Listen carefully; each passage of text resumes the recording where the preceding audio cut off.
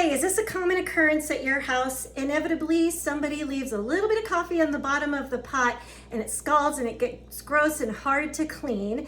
So I did get this coffee pot brush. I received it as a gift so that I could show you how it works and how much I like it. So we do try to be better about whoever takes the last of the coffee, like rinsing it out. But sometimes the adult kids come over for breakfast and they take and leave a little bit, kind of like leaving a little bit of the milk. You know what I'm talking about. They leave a little bit and then it gets really gross. So this is specially designed to fit right in the pot. So I'm just gonna fill it with some water.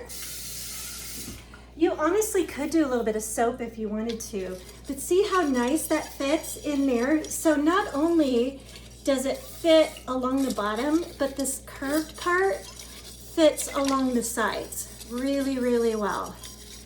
So like I said, you could put a couple drops of soap in there if you wanted to.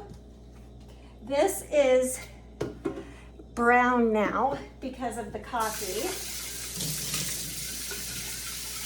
So, just gonna rinse that out, and look at that.